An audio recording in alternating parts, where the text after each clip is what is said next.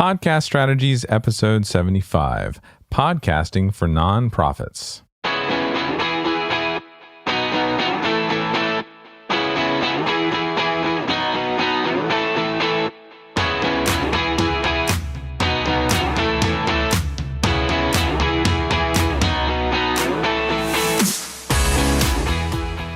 Hey everybody, welcome back to the show. This week, I am talking with my friend Mary Valloni.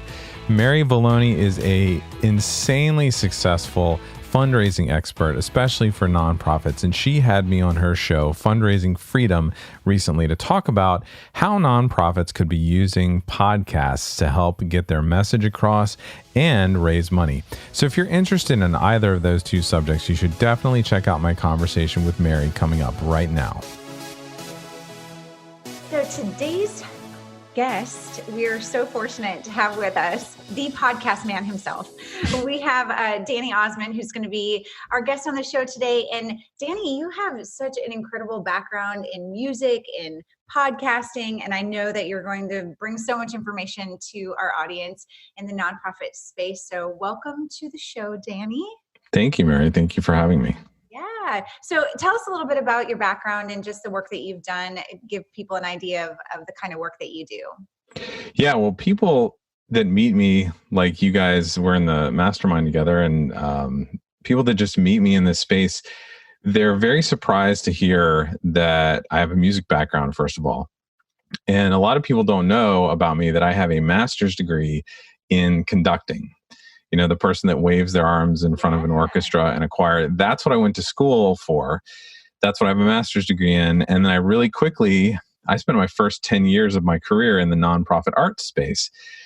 I very quickly learned that I would have to be 50 some years old before I ever got a great job as a conductor in that space, because there are guys and ladies that are, 70, 80 years old sitting on stools in front of an orchestra just so they can continue their job. So they don't give those jobs up easily. When my daughter was born, actually, about 11 years ago now, she suffered a brain injury during birth, and that required a whole change in my life in terms of flexibility and what my wife and I did for careers. So at that point, I'd been dabbling around with recording and playing around with mics and interfaces and software and stuff like that. So I started a recording studio and was recording bands, musicians. My niche was actually the pop a cappella world. So if you're familiar with Pentatonics or the Pitch Perfect movies, I worked with those people and groups like that.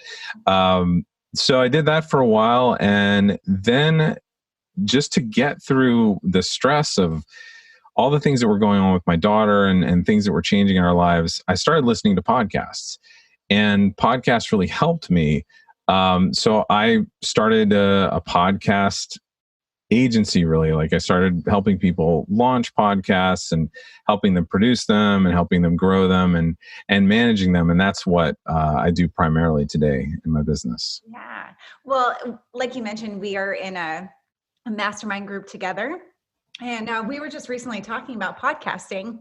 Mm-hmm. And you mentioned that you just felt like everybody should have a podcast. Yes. Do you think that every nonprofit should have a podcast? I definitely would think that every nonprofit, every organization, anyone who has something to say should have a podcast. And there's many reasons that we can go into for sure. Okay. Which is, ultimately why I was like, this conversation is so important, because I do think that our nonprofit leaders, they are experts in the fields that they work in. Mm-hmm. And so often they have information to share that nobody even knows, like nobody even has a clue of how you could better serve this clientele, this base of people. So just if somebody's considering starting a podcast, what do they need to know to get started? What should they know? Well, first of all, you have to have the desire to improve communication between you and your community, or around your cause, or within and without your organization. Then everything after that is pretty easy. It's relatively easy. You've started your own podcast. You basically need a USB mic The mic that I love is the Audio Technica ATR 2100. It's about a $65, $70 microphone. It's a USB microphone, so it can plug right into your MacBook Pro and you can start recording. You can use QuickTime, you can use GarageBand. If you're one of those PC people, you can use Audacity or whatever. And then all you need after that is a hosting solution. So there's companies out there like Libsyn is a company I use a lot, or Blueberry or Podbean, where they essentially take your file and spread it to the rest of the world. There's some other details that go into it, but it's relatively easy. And the reason, getting back to like why people should have a podcast, I'm pretty sure that most organizations are already creating some form of content, right? They know they need to be in content marketing. And really, that's what podcasting is. It's got some bigger things going on with it. But if you're creating that content in some form or another, a podcast can actually be a way of saving time, because you can record a podcast as if you were dictating notes to somebody who's going to write a blog article or something like that. Or if you were going to deliver a keynote, you would maybe record it first to hear how it's going to go. And then you transcribe it. And then you or your support staff or whatever can generate the necessary blog articles and social media posts and quotes and things like that from a podcast. But getting back to the why, podcasts, the reason I got into it, and the reason that it moves me to do what I do every day, is that right now, especially I can think for nonprofits and causes out there, it's hard for people to walk an inch, let alone a mile, in someone else's shoes these days. And podcasts are the one form of new media where you can have a long form, nuanced conversation. You can share stories of what real people are experiencing. And the people that are listening to podcasts, and the reason they're so popular, it's because people are lonely right now. They are starved for actual conversation. When they're stuck in their long commutes, when they're at their frustrating jobs, they want to connect with someone, and they don't get that. When they're dealing with the way we communicate, mostly through technology now, they lose that connection. When they're running, when they're working out, when they're cleaning their house, maybe they want to learn something, and a podcast is a way to do that. And then the podcast host, who is literally millimeters from the person's eardrums, becomes their friend very quickly, becomes an expert. After a few episodes, this real bond of trust develops. And like I said, they're not only becoming the friend of the podcast host, it quickly establishes the host as an expert or an authority on the subject. So you mentioned that with nonprofits out there, they have an expertise in a certain area, and this is a way that they can get that information to people who want to hear it. I can keep going on and on. There are statistical advantages to podcasting. Right now you have more than 50% of Americans who listen to podcasts. They listen to podcasts on a weekly basis, and that number has increased steadily over the last 10 years, like 2 to 5% each year. And the even more telling stat is that 90% of podcast listeners, that's 90, consume at least half or more than half of an episode. So You've got people that are really tuning in, they're listening, they're devouring what you give to them, much more so than blogs, much more so than videos, even more so than social media posts. So this is that form of new media where you really have a chance to connect with the listener. Absolutely. Well, and even, because I wrote a book and because I did, my audiobook around that, I just realized more and more that when people are willing to listen to your voice for longer than a certain period of time, obviously that was about 3.5 hours for my audiobook, but like people consume podcasts like Netflix. Yeah. Yeah. Right. Like they just consume. I know when I started listening to one of our mutual friends, Mike Kim, I think I listened to, I don't even know if I want to say this, but I think he had well over 60 episodes, and I want to say that I consumed most of them within the first couple of weeks. Well, I'll throw myself under the bus. Yeah. There's a podcast that I listen to, and I'll geek out even more. That I live in Orlando, Florida. There's a reason, and that's Disney World. And there is a Disney podcast where I've listened to over 450 episodes of it. And I started listening like 300 episodes in and then went back and listened to all. It's like you weren't with us in Florida when we did our conference with Mike in April. And during my presentation, I show this slide of, it's hard to describe. Maybe I'll give you a link so you can put it in the show notes. But it's this advertisement of a group of friends sitting together. I think they're eating yogurt or something like that. And there is a person sitting on the floor next to this wall that the advertisement's on, eating yogurt too, and acting like they're talking with the people. And that's kind of the effect of the podcast. I mean, how many times have I had clients that I work with that are podcast hosts tell me stories of so-and-so walked up to me at a conference and they asked me about this problem that I was having with my teenage daughter. And I was like, how did you know that? And I'm like, oh yeah, you told us on the podcast like 6 months ago. How's that going? It's like literally they are your friend, and it's a two-way conversation, but only in their mind. So it's creepy in a way, but at the same time, it's a real connection for a lot of people. Absolutely. Well, and especially when you're talking about raising money, like this podcast is all about, is that when you're trying to get into somebody's wallet, you have to build a relationship. And so if they feel like they know you, you don't necessarily need to know everything about them, but yeah, it is beautiful. And that has happened so many times with me where like, because I do talk about building my house and all that kind of stuff. And I was like, how did they know that? It's like, and I'm sure we catch that on social media too. So it's whether you post it on social or whatever. But so have you, just curious as to, you know, you are a donor to charities, you volunteer, you help charities as well. What are you seeing people do well in the nonprofit space that you think other people should replicate? Yeah, I have a unique take on this too, because I watch nonprofits because I worked for two, and for 10 years, and my wife has been involved with arts nonprofits for over 20 years now. What I see nonprofits do well in general is that they stay on mission. They're very mission focused, right? They have a reason they exist, and that's really the only reason they exist. My business is a for-profit business. So yes, I want to help people change the world. Yes, I want people to hear stories. That's my why. But there's always that bottom line there too of I also need to make a profit. I want a profit. I want to grow. I want to be able to save money for my family so that we can take wonderful trips and stuff like that. Yeah. So with nonprofits, I see them staying on mission and staying focused on their core values better than a lot of others.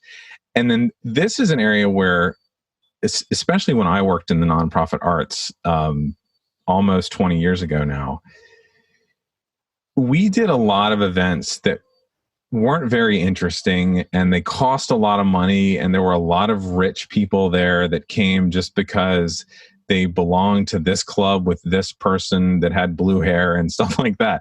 You know, it was that. And these days, especially with some of the events I've seen you do and work on, and just events I've seen in general, there are lots of interesting events going on in the nonprofit space that really engage the communities around those nonprofits, whether it's the community around the nonprofit itself or like the geographic, the local, regional community as well. And I think that's strong nonprofit game right now is interesting events that really fit and engage people.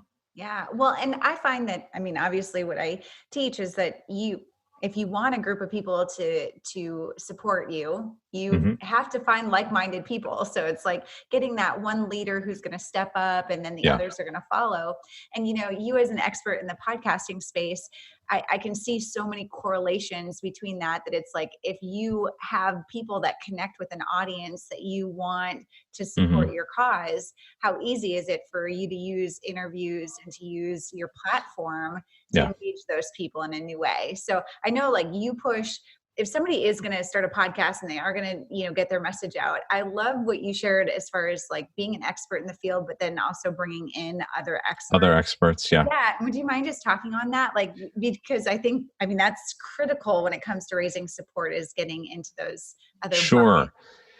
There are so many different ways to use a podcast, and the traditional thing see from people and businesses and even nonprofits that I've seen do podcasts is that they start out with establishing the pillars, establishing their main values, their the key information about the cause that they're talking about or something like that, and it's usually taken care of by the host. It's what we call in the business or whatever a solo show, right? So once you've established those key points, those key pillar thoughts and key pillar content, evergreen content that you want out there, it's a good idea to bring in other experts in the field, maybe from other organizations, other people from within your organization, people from around the world that can support what you're saying, because then the people listening to you realize, oh, wow, they really do know what they're talking about.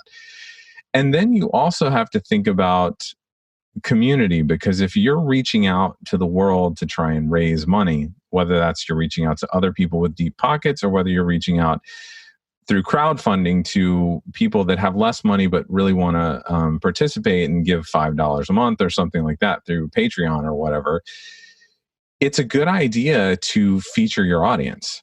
So that's a nice bit of content. I have clients that do this all the time with their episodes, is they'll throw an episode in where they interview an audience member, or they do, like I work with a lot of coaches and things like that. So they may bring on one of their clients and do a live coaching, or they'll do a focus group, in a way with a group of people and ask a bunch of questions, or they'll be at a conference and they'll do different things that change it up, but always come back to supporting their mission and the reason that they have the podcast and providing content to their ideal listener. Yeah. So speaking about ideal listener real quick, is that, in the nonprofit space, which is uniquely different than the for-profit space, and the fact that the person who's giving to your cause is not the person who's receiving the direct benefits, right?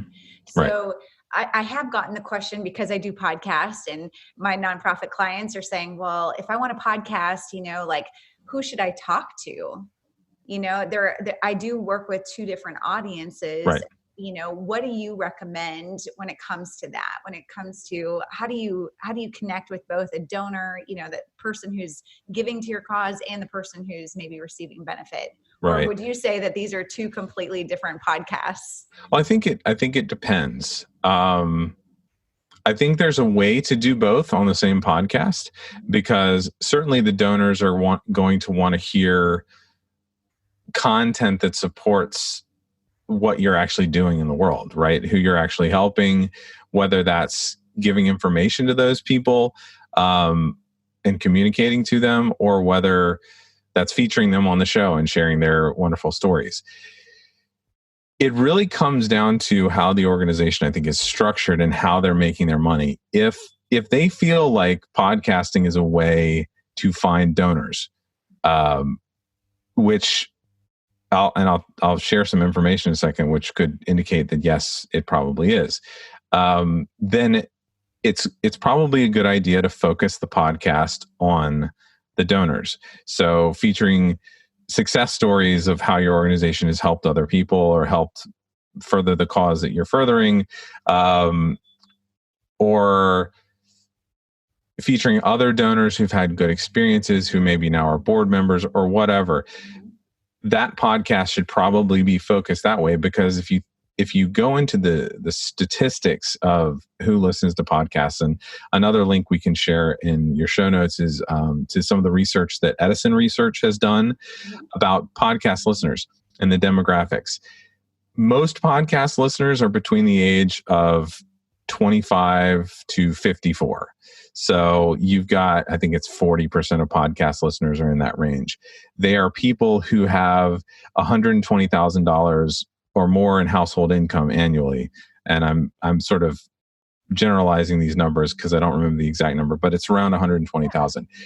Most podcast listeners have at least an undergraduate degree or an advanced degree. So these are people that care about causes. They're intellectual, they have disposable income usually, and that could lean towards a podcast being a good thing for finding donors. If you find that you really want to put the content out there to show what you're doing, like really truly as content marketing, that, hey, this is what we're doing and we want to bring this person on the show who we helped last year solve this problem through our so-and-so program, then yeah, you might want to have a podcast solely focused on that. Because if you're a good nonprofit doing great work, you probably have a lot of stories to share. And going back to my days in nonprofits and thinking about development and how to make money and fundraise and things like that, we were always sharing stories. We were always, going to find donors who shared the same values that we did and sharing those stories and sharing how they could help. That's a long way of answering your question, but I think you could do either all in one or both. It really just depends on your structure and what the focus is of the podcast. Yeah. Well, and based on what you just said, I mean, really great statistics, because it's so true. I mean, like that age range, 25 to 54, that 120,000, give or take. But though that is the level of a person that most of our charities are looking to bring on, trying to engage that kind of population. And I get the question more often than anything is, I've run out of contacts. Right. I have run out. I have called on everybody I know. I have, connected with everybody. And how do I find people who make that kind of money? This is what's really interesting about this topic, is that it's like you can create a podcast that really attracts that kind of a person to your cause. And most people that I know, like if they're passionate about a certain topic, as long as you stay on topic, if you stay on point as far as what they're interested in, they will listen. So really great. I love that. So good. So just back to what you've seen and what's working, what's not. What have you seen that's not working that you're like, please don't ever do this? If you're listening to this right now, well, here's the Danny things. One of the number one complaints I hear out of the nonprofit world, because it was a complaint when I was in the nonprofit world, is we never have enough staff. The whole staff is overworked, underpaid. I learned marketing because I was an operations manager at my first nonprofit. In addition to being the assistant conductor, in addition to being like the director of artistic planning, I had to learn some of the marketing stuff and I had to learn some of the fundraising stuff. So I hear that complaint a lot. And I think what's not working, which I've implemented in my business to actually succeed, is that nonprofits don't outsource enough. They're overworking their small staffs. And if they wanted to take on something like a podcast, it's not a ton of work, but it's a lot of work and it's a long play. If you're going to start a podcast, you got to be ready to do it for 6 months to a year. So it's got to be in your budget, and you've got to try, and you've got to keep going, and you've got to stay consistent, whether it's a monthly podcast, a every other week podcast, or a weekly podcast. Once you start, it's got to get up there and it's got to go. So that's where a company like mine comes in, Emerald City Productions. I assist podcasters and corporations and nonprofits. I mean, I'm working with corporations like Salesforce all the way down to individual podcasters like you. And what we do is we help them deliver high quality sound and a well-produced podcast. But we're essentially making it so that really all they have to do is record into a microphone and then they're done. All the tech, all the production, all of the publishing and scheduling. And, we write show notes, which are essentially, it's copy that would go out into the podcast players so people know what's in there, or links, and people have seen them before. But it's also stuff that can go on the website with the episode. It's stuff that can be used in social media posts. And we even are, for several clients, doing things like creating blog posts connected to the episode, creating the website page, creating the email that goes out to the email list that tells them that this is going out, creating the social posts, creating the graphics and things like that. Also, that overworked staff that's small doesn't have to take on any of that stuff. The marketing person for the nonprofit organization can say, okay, my topic this week is this. Here are my 5 bullet points. I'm going to talk about this, and then email it to someone else.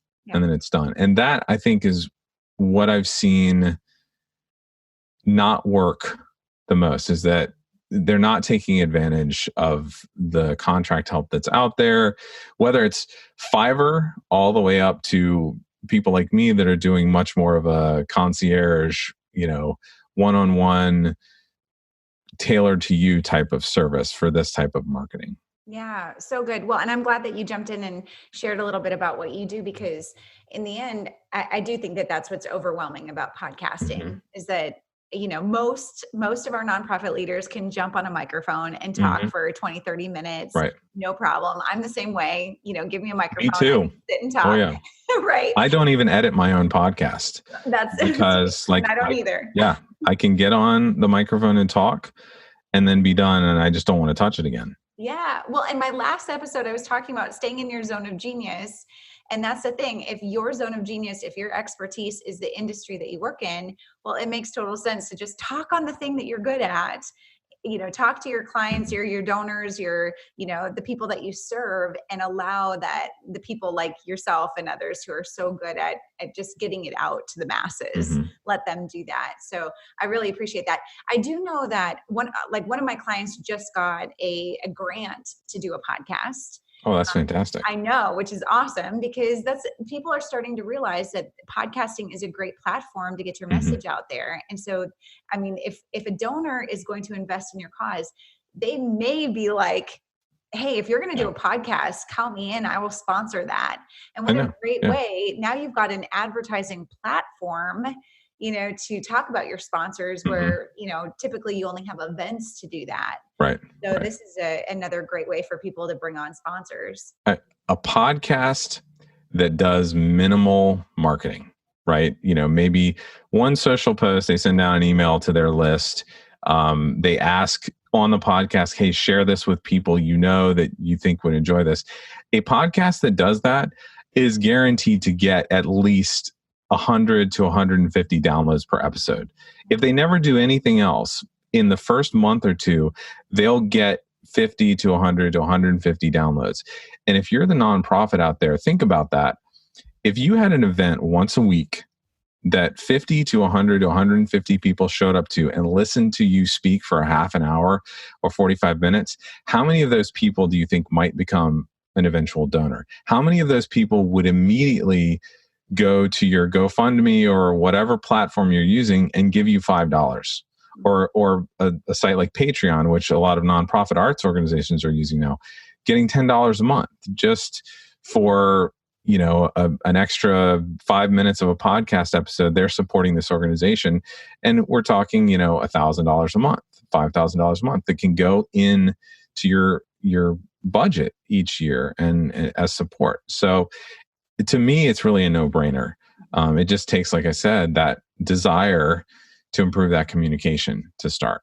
Absolutely. No, so good. That's what I was like. I get fired up about podcasts because I was like, in the world that we live in now, especially if your organization reaches multiple communities and multiple, regions.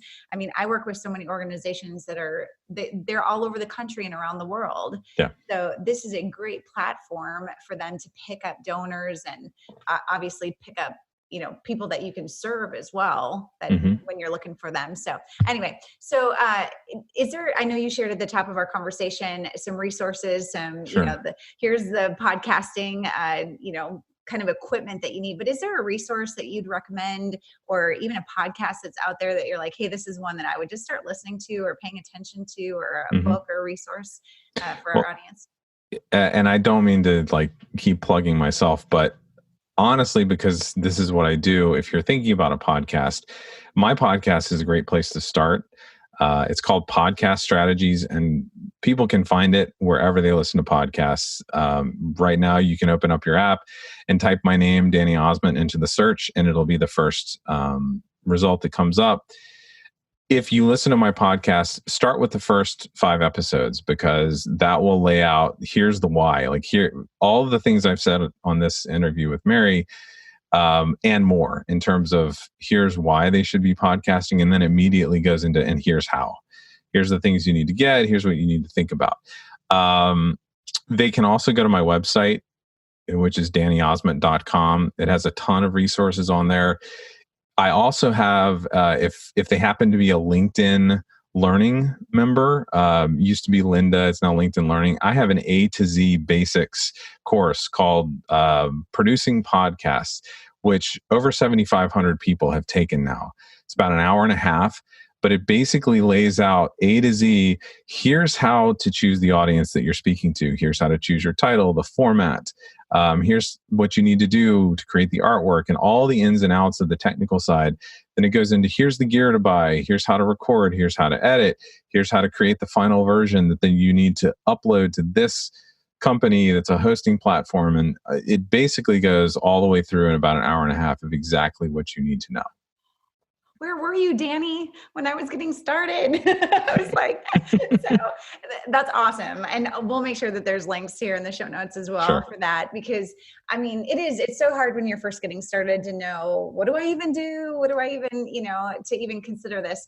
And I'm not, necessarily saying that, hey, because you're listening to this episode, you need a podcast. But at the same time, I'm like, if you're trying to get in front of a larger audience, like you said, Danny, like, it makes total sense. I think about the pastors and the ministry leaders that I work with, and I'm like, some of them have church sizes that are smaller than a podcast, has, like, I mean, I talk to more people than actually have a church across the street. Right. Yeah. And I have a bigger congregation than the church across the street. Yeah.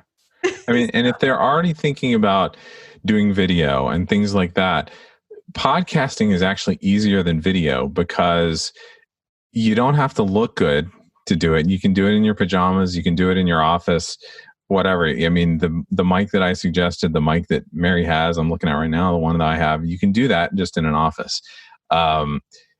And you can edit it.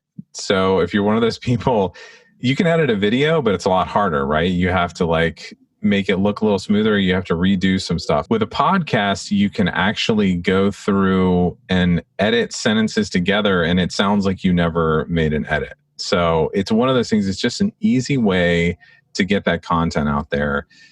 Long form, nuanced conversations, stories. It's just amazing compared to a lot of the other forms of new media that we have today. Yeah, awesome. So true. So this is the Fundraising Freedom podcast. So I do want to ask, what does freedom mean to you, Danny Osment? Freedom to me means having the time to develop new ideas and concepts in my business and organization without having to worry about managing the machine that is the day-to-day of running the organization. Yeah. Oh, so good. And freedom, like you said, if our nonprofits could actually pick out and work with people that actually could take away some of that anxiety and the extra work, like hiring somebody like you or bringing on somebody like me, it does make a huge difference in them being able to focus in on what they're the best at. So I agree. That. So I know you mentioned a little bit about the work that you do, but if somebody does want to connect with you, what is the best way for them to reach out and to have a conversation or to find out more about the work that you do? The easiest way to get in touch with me is to go to emeraldcitypro.com/call. They can set up a quick discovery call with me. That's the easiest way. You'll get me right away and we can talk. I prefer not to go through email right away. Just sit down and start talking, and I can find out what it is you do, what you need help with, what areas we could work together in improving whatever you need to have happen with your podcast or even starting a podcast. Awesome. All right. Well, any parting piece of guidance for our listeners right here, if they're thinking about podcasting, if it's kind of stirring in them, any last thoughts for them? Like I said, podcasting it's a long game.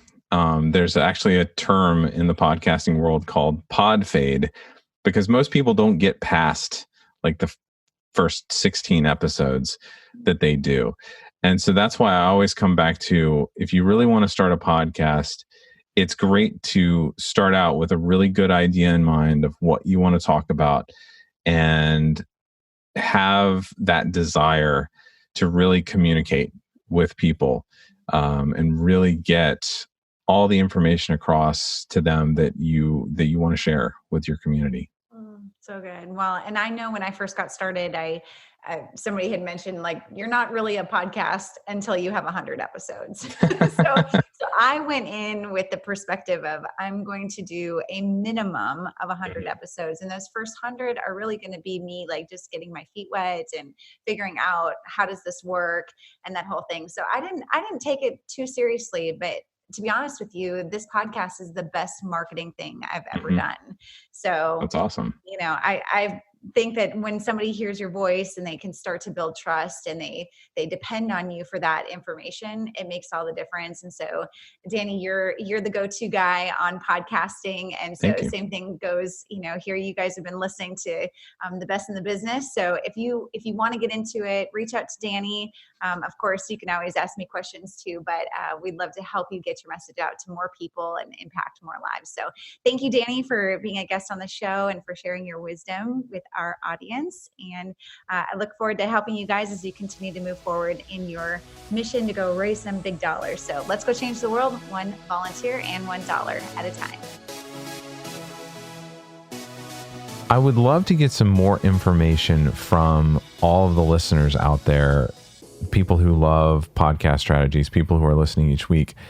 I want to know what you need and what is bothering you right now, or what problems you're having, what hurdles you can't get over in your business or with your podcast. You're trying to figure out just like what to figure out, which is hard enough. And since we don't know each other, even though we know each other through the podcast, but we don't really know each other, it's hard for me sometimes to know how or if I can help everyone that's listening. Is it crazy to assume that, like me, you're against wasting time and opportunity? So here's my idea. Let's schedule a 10-minute call where I jump right into asking you 2 simple questions. Number 1, what are 3 of your top headaches or frustrations in your business right now? You could just say, I hate trying to blank. And number 2 question, what are 2 to 3 goals for your business that you want to kill over the next 3 to 6 months? That's it. You don't have to worry about if they're in my skill set or represent the kind of work I do. I know other people that might be able to help you if I can't help. You're just going to vomit out the answers and I'll know immediately if I can help. The rest is easy to figure out. I.e., do you want me to help? That's it. Are you against giving that a shot? If not, just go over to dannyosment.com/call and schedule a quick 10-minute call with me at a time that works for you. And I really look forward to talking with you, hearing your opinions, hearing your answers, and seeing if there's a way that I can help you or get you the help that you need.